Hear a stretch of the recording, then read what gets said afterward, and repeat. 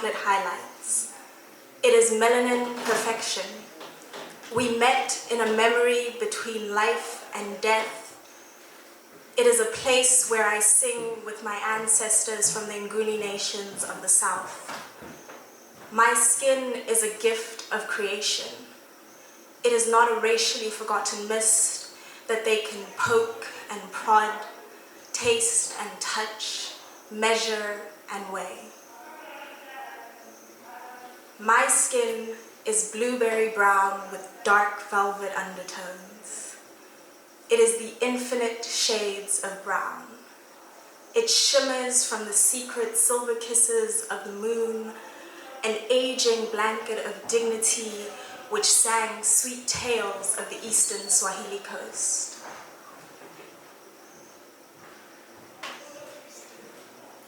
My skin stacked secrets for the sun. For these secrets, they would poke and prod, taste and touch, measure and weigh. My skin is pumpkin spice brown with golden overtones. Each shade is timed to the history of the sun's journey. Each sense shows the stories of the gilded empires enslaving serpents in the West. My skin is the reflection of Mother Earth. It is the gift of Ma Afrique. She would never poke and prod, taste and touch, measure and weigh each layer of armor. The design is an exhilarating celebration of the most beautiful protection. My skin is graced in the gratitude of freedom. Thank you.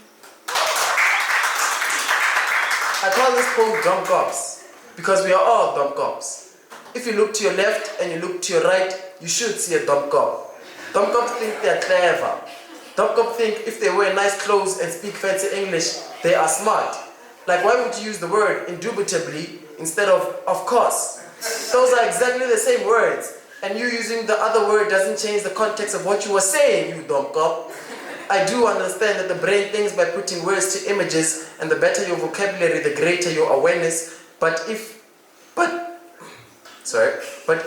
you can also afford to speak normal English and still decide to use bombastic English just to show your intellect and toot your own horn, then you is a dumb cop.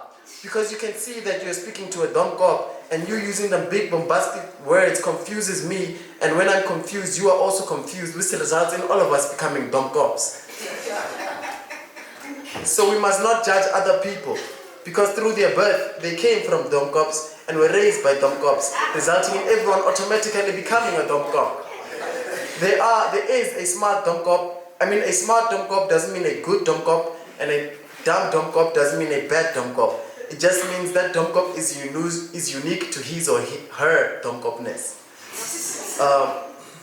The two brothers that invented the aeroplane in their time were thought to be dumb cops because they were trying to fly like birds. Even if they're not birds, they're dumb cops. Nikola Tesla, the greatest inventor of all time, was thought to be a dumb cop. So in conclusion, don't stop dumb copping. Be the best dumb cop you can be without hurting other dumb cops. You never know, you might just change the world, you dumb cop. So from one dumb cop to the rest of the dumb cop, don't stop dumb copping! Hope you guys enjoy. Reanimation. Brutally and painfully regaining feeling to my suppressed nervous system. The pain slowly growing less tolerant to your love as it seeps into my veins like venom. Repeatedly beaten into submissive bliss by your torturous heaven in a nutshell. My heart beats for you and tries to commit suicide on a daily basis because this love is like life. Overwhelming and abundant. I guess I'm just used to being the rectum of the joke and the joke being my sensitivity to affection as I crave your love and terrified of your abandonment. I'm writing this just to blow off some steam, for this is unknown to me and I'm just feeling things I haven't felt since I was a toddler, still amazed by the taste of Toblerone.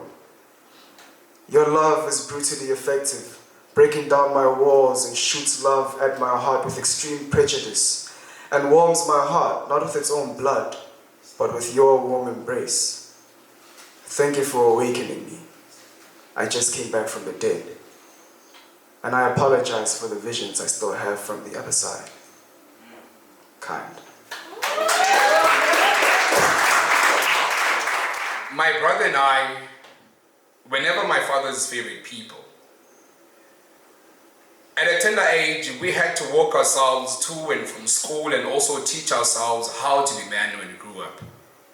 See, all he cared about was watering his garden of dying flowers instead of mending and nurturing his broken sons.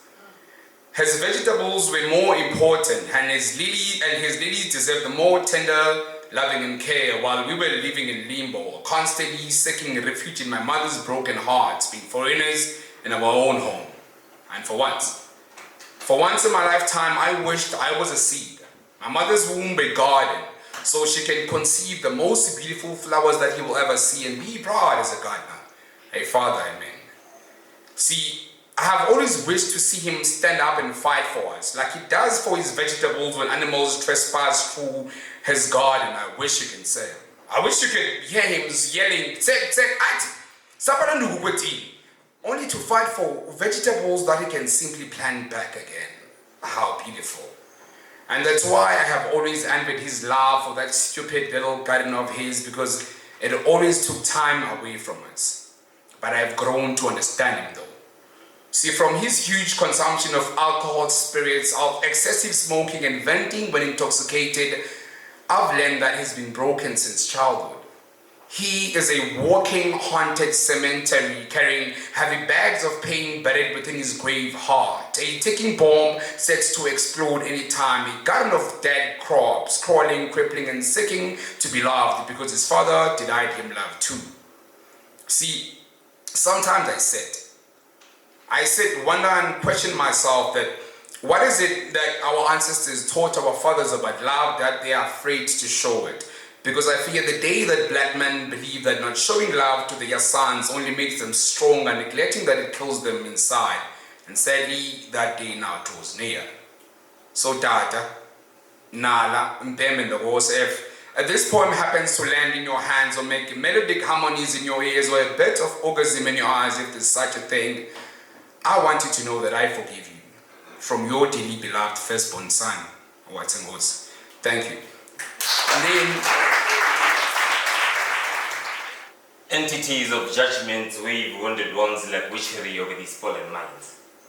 Mentally sketched portraits of noun entity in comparison with this loaders and the ridiculous time. See, I have fought long and hard, but now my hands are tired. But those labels that ringtone my head inside, regurgitated by concentrated stains of poison in your smile as it shape-shifts to backstabbing intentions as I turn a blind eye. Yes, I saw that shit. Heard that shit.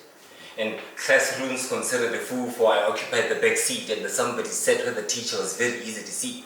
Churches preaching insults that ignore my skin and cut through my thoughts, allowing only my pen to bleed. Those expressions that turn into my billion faces, compelling my fist to one all over you stampede, but then again I'm just shadows. Phantoms creeping through reality's halos like a fanatic, spitting in high-pitched truths that are mind-like artistic, echoing in enlightened paragraphs only in static, electric pulses strengthening my being from its fabric, brainwashed not to panic while watching life hanging in treason by the threads of its lonely fixtures, greedy with earthly coins and hypnotized by the painted art of torn pictures. I have come long and far from the blurred out images of thy fellow origin, searching for my immortal self, only to come across bits and pieces of insanities like neatly in bookshelves.